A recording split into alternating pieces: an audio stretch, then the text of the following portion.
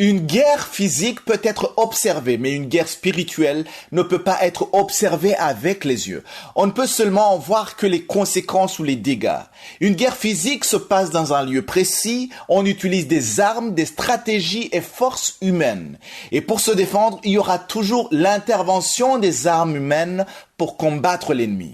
Une guerre spirituelle peut se passer dans les pensées. Ce sont les doutes, les tentations, les peurs, le découragement. Lisons dans Ephésiens chapitre 6, verset 12. Il est écrit « Car nous n'avons pas à lutter contre la chair et le sang, mais contre les dominations, contre les autorités, contre les princes de ce monde de ténèbres, contre les esprits méchants dans les lieux célestes. » Quand on parle de chair et de sang, on veut dire que ce n'est pas une lutte qui est humaine ou physique.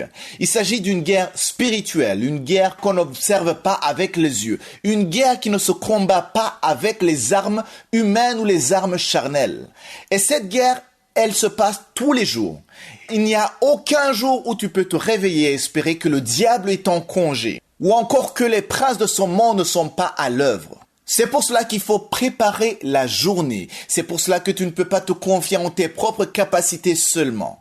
Même si tu es intelligent, même si tu es riche, même si tu es physiquement fort, il y a une guerre qui te dépasse et que tu ne peux pas combattre avec les armes humaines, avec les études que tu as, ou encore avec les études que tu as fait à l'université, ou encore avec l'expérience que tu as acquise au travail. Une guerre spirituelle se combat avec les armes spirituelles.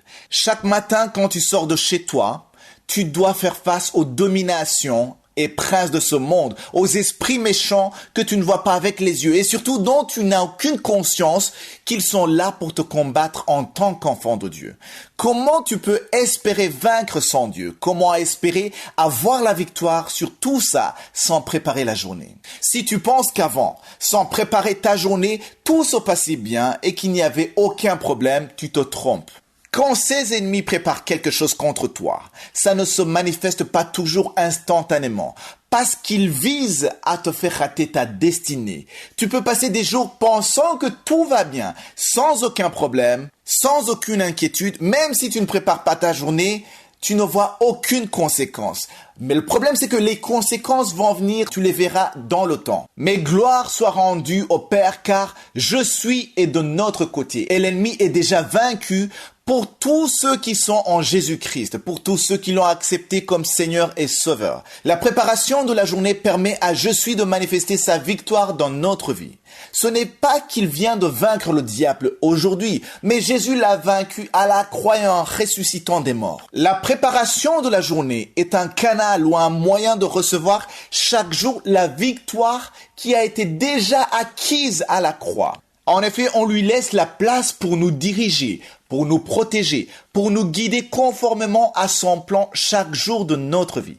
Chaque matin, en organisant ta journée, n'oublie pas de prier pour être revêtu des armes spirituelles de Dieu. La vérité, la justice, la foi, la parole de Dieu et le salut. Ce sont ces armes qui permettent de vaincre les ennemis spirituels. C'est de cette manière que tu pourras affronter ces adversaires invisibles qui ne sont pas faits de chair et de sang.